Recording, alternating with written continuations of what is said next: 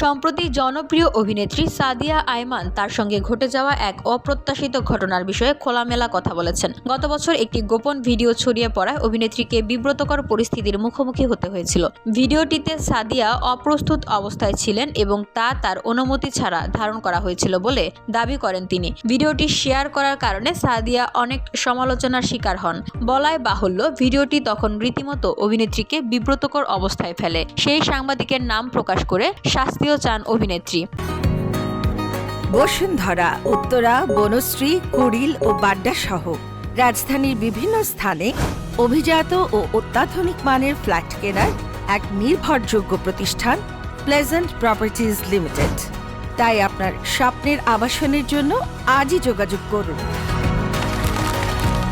Pleasant properties limited, where destiny matches eventually.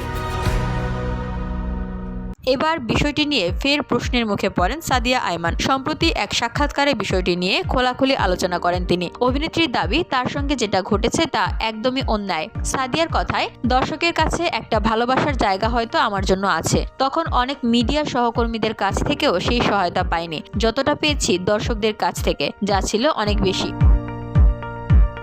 Sadia Ayman বলেন, আমার সঙ্গে অন্যায় হলে কেন কথা বলবো না? আর এমনটা তো এর আগে আমি ফেস করিনি। আগে অনেক জায়গায় গিয়েছি, এমনকি যেই শোতে গিয়েছিলাম সেখানেও অনেকবার গিয়েছি। এমন কিছু ফেস করিনি বিধায় এই বিষয়টি অপ্রত্যাশিত ছিল। অভিনেত্রী বলেন, ভিডিওটি ছড়িয়ে যাওয়ার পর আমি নিজেকে পজিটিভলি মোটিভেট করি যে তারকাদের সঙ্গে এমনটা হয়, কিছুদিন পর সবাই ভুলে যাবে, এই আর কি। কিন্তু এই ঘটনার 4 দিন পর সেই সাংবাদিক আমার একটি ছবি স্টোরিতে দেয়। ঠিক ওই দিনই যেদিন আমি বিষয়টি থেকে সরে আসি, তখন আমার মনে হয়েছে আমি যে সোশ্যাল মিডিয়ায় বুলিং হচ্ছি সেটা বোধহয় উনি মাথায় নিচ্ছেন না। এরপর আমার কাছে মনে হয়েছে এটা নিয়ে কথা বলাই উচিত।